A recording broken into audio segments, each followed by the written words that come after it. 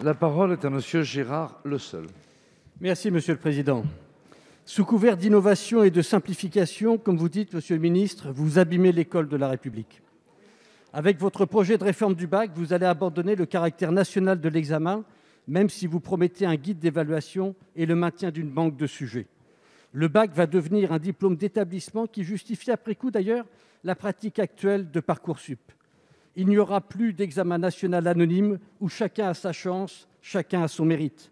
C'est en fonction de la résidence de ses parents et de l'accès aux établissements de centre-ville, autrement dit de son appartenance sociale, que les portes du supérieur pourront s'ouvrir.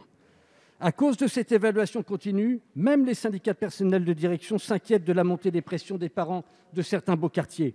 Avec le passage au contrôle continu intégral et un bachotage permanent, ces pressions vont augmenter et les inégalités aussi. Dans les collèges, ce n'est pas mieux. Depuis plusieurs semaines, de nombreux parents et enseignants s'inquiètent de l'avenir de l'école inclusive. Affectés parfois depuis plusieurs années dans des postes au collège, des professeurs du premier degré prennent en charge des élèves en situation de handicap dans les dispositifs ULIS, collège et lycée. Or, dans certaines académies, plusieurs de ces postes n'ont pas cette année été proposés au mouvement, obligeant même plusieurs professeurs à réintégrer le premier degré. Le risque est ainsi très grand de voir de nombreux postes vacants en septembre. Cela au détriment des enfants et des familles, car très peu de professeurs du secondaire sont formés à enseigner en ULIS. Il serait ainsi totalement inacceptable de voir les postes spécialisés confiés à la hâte à des remplaçants titulaires ou contractuels non formés qui ne les auraient pas demandés. Alors, Monsieur le ministre, Jules Ferry inspire-t-il encore la rue de Grenelle ou calquez-vous vos réformes scolaires sur la carte sociale et sur la contractualisation du personnel enseignant? Je vous remercie.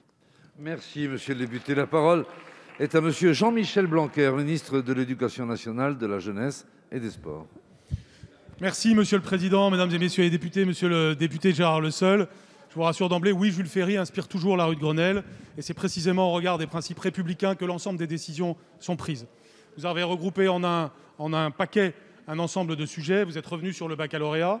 Je voudrais le redire, chacun doit faire attention aux phrases qu'il prononce, parce qu'en aucun cas, il s'agit d'un baccalauréat local. Et accréditer cette idée, c'est nuire aux élèves tout simplement, parce que ça n'est pas exact. Et c'est présent, cette inexactitude, elle est présente dans votre propos. Vous avez par exemple dit que les chefs d'établissement, que le principal syndicat des chefs d'établissement était contre les propositions que je fais. Ça n'est tout simplement pas exact, c'est même l'inverse. Cela fait partie des organisations syndicales qui sont pour cette nouvelle formule de contrôle continu que je vous indique. Donc vous mélangez les sujets et en plus, là vous dites quelque chose qui est totalement inexact. Il y a des gens et des organisations syndicales qui sont très partisans du contrôle continu parce qu'ils savent que le contrôle continu permet de faire travailler toute l'année les élèves. Certains étaient contre les épreuves communes que nous envisageons de supprimer précisément parce qu'il y avait ce bachotage, selon eux, que vous êtes en train de réprouver probablement à juste titre. Et troisièmement, ils savent qu'il faut maintenir 60% le contrôle général qui en effet garantit le caractère national. Vous avez aussi parlé de l'orientation dans l'enseignement supérieur. Mais monsieur le député, avant la réforme du baccalauréat, près de la moitié des élèves étaient déjà admis dans l'enseignement supérieur avec des notes de contrôle continu, sans attendre les résultats du baccalauréat.